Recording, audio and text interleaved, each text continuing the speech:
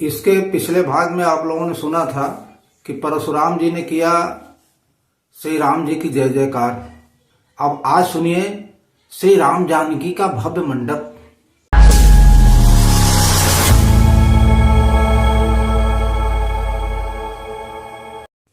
ओम श्री परमात्मने नमः।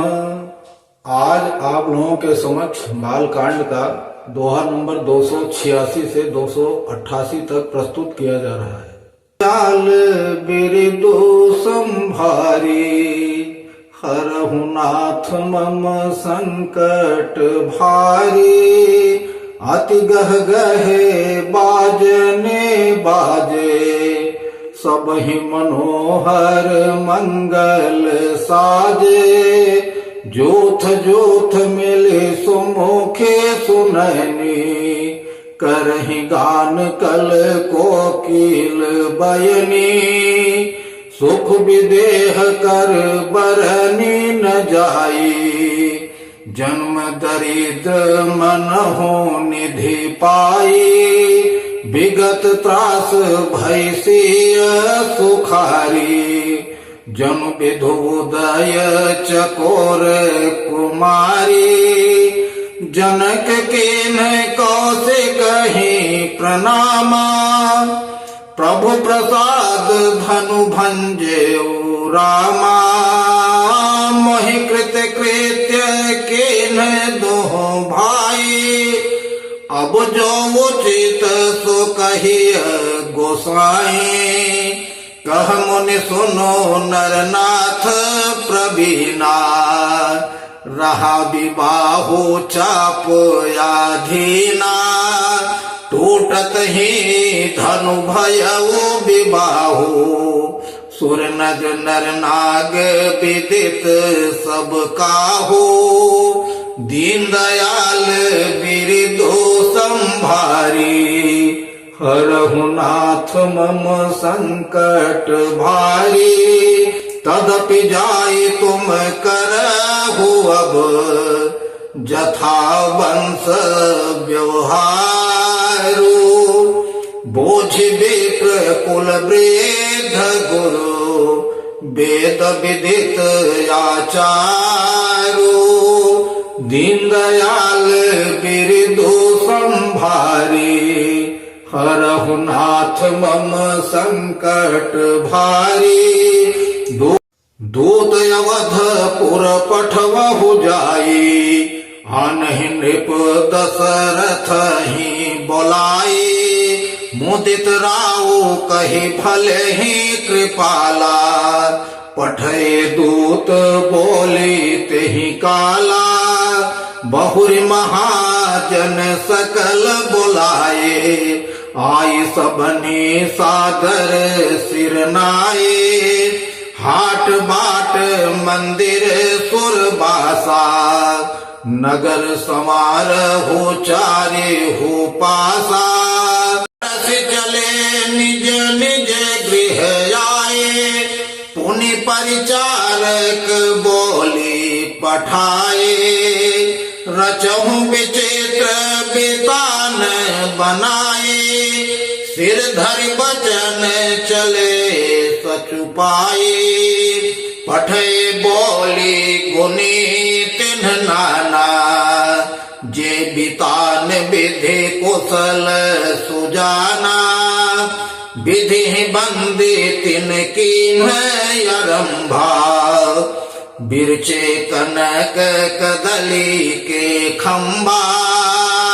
दीन दयाल बिरदो संभारी, हरहु नाथ मम संकट भारी। हरित मनिन के पात्र फल, पदुम पराग के फूल। रचना देखी विचित्रयति, मनु बिरंचि कर भूल। दीन दयाल बिरदो संभारी, हरहु नाथ मम संकट भारी। बेनु हरित मणिमय सब कीन्हे, सरल सपरब परहि नहीं चीन्हे, कनक कलित अहि बेली बनाई, लखि नहीं परई सपरन सुहाई, तेह के रची पचि बंध बनाए, बिच बिच मुक्ता दाम सुहाए, मानिक मरकत कुलिस पिरोजा, चोरी कोरी पचि रचे सरोजा, किए भिंग बहुरंग विहंगा, कुंजहि कूजहि पवन प्रसंगा, पुर प्रतिमा खंबन गढ़ी काढ़ी, मंगल द्रव्य लिए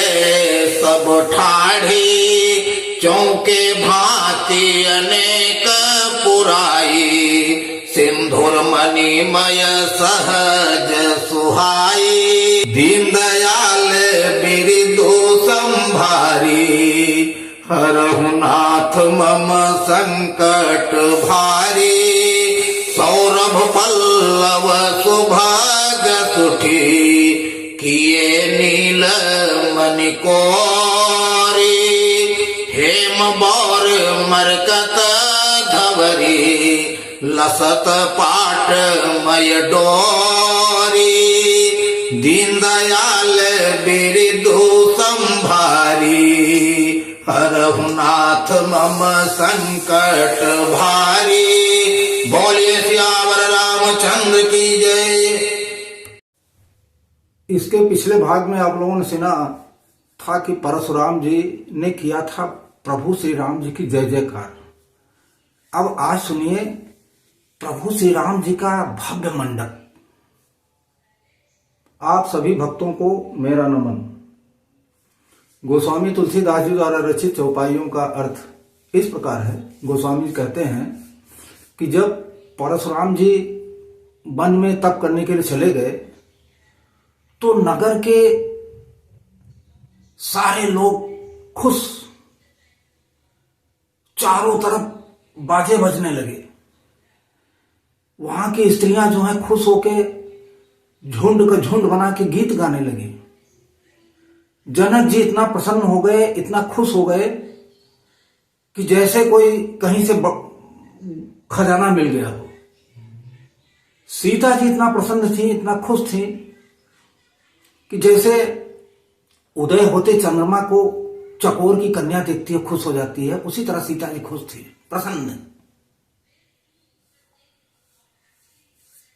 और उसके बाद में जनक जी ने जाके विश्वामित्र जी को प्रणाम किया और कहा खुश होके, प्रसन्न होके कि हे स्वामी, आपके ही आशीर्वाद से प्रभु श्री राम जी ने धनुष को तोड़ दिया। ये दोनों भाई हमको कृतार्थ कर दिए।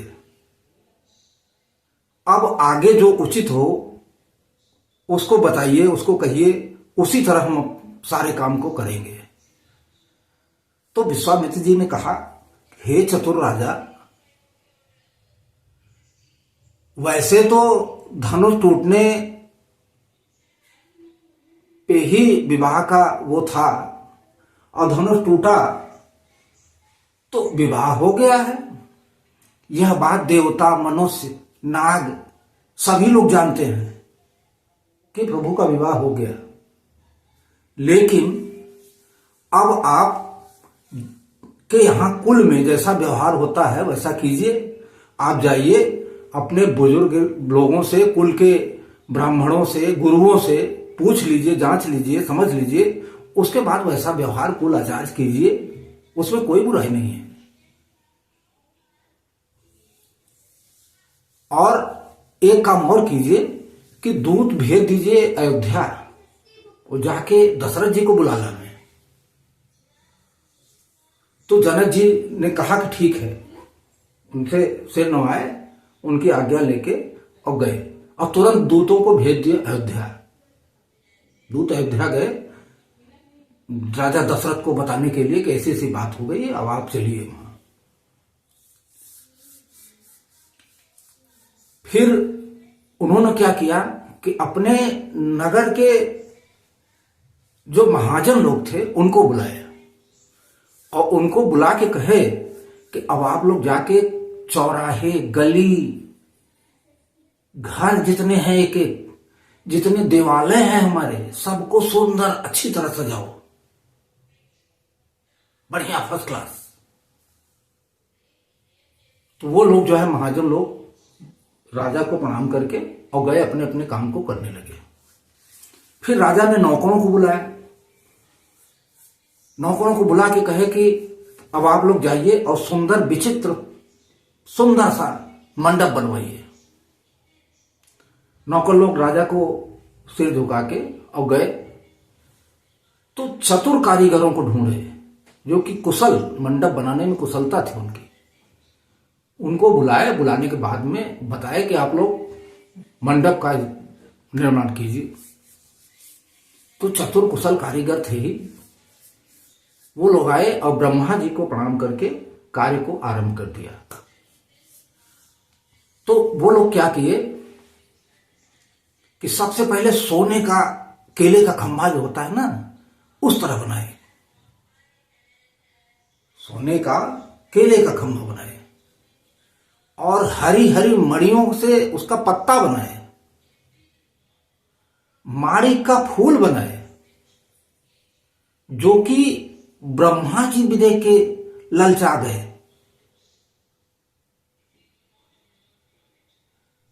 हीरे और मड़ियों से जो है बांस जैसे होता है ना, हरा हरा बांस, बांस को बनाए, बढ़िया सीधा और गांठ युक्त बांस बनाए जो कि पहचाना नहीं जा सकता था।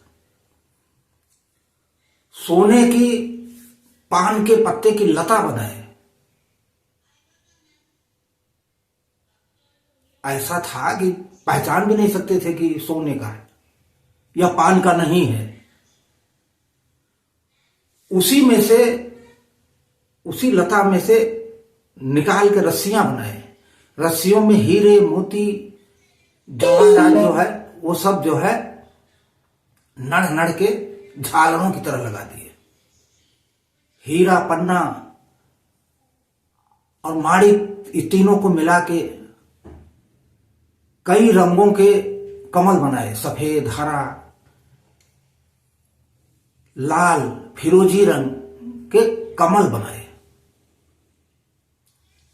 और उसमें से डोरियों से ऐसे निकाले थे, ऐसे झालर बना दिए थे।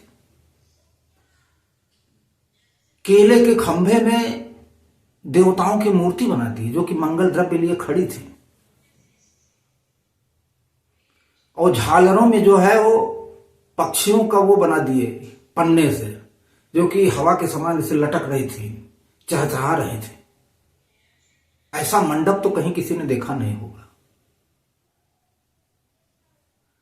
नीलमणि को जो है पिरो के आम की पत्ती बना दी,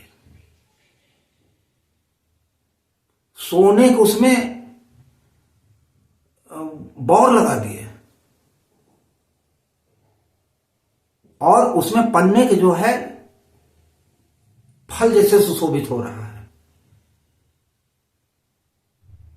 इतना अच्छा बना दिए कि फल जैसे सुशोभित हो रहा है। तो इन चौपाइयों का अर्थ यहीं तक संभव है। आगे जो भी चौपाई आएगी, जो भी अर्थ बनेगा, हम आप लोगों के सामने फिर से प्रस्तुत होंगे। और एक बात और बतानी थी आप लोगों को कि अयोध्या में प्रभु श्री राम का भव्य, सुंदर, अलौकिक, मनोहर मंदिर बन रहा है। आप लोगों को जब समय मिले तो अयोध्या जाइए, प्रभु का दर्शन कीजिए। प्रभु अभी तक टेंट में थे, अब महल में जा रहे हैं, सुंदर से महल में जा रहे हैं। ये बहुत दिन की तपस्या के बाद में मिल रहा है, इसलिए अभी नहीं, समय मिलेगा तो आप लोग अवश्य जाइएगा और प्रभु का दर्शन अवश्य कीजिएगा। बोलिए सियावर रामचंद्र की जय, पवन सुत हनुमान की जय। जय श्री राम, राधे राधे।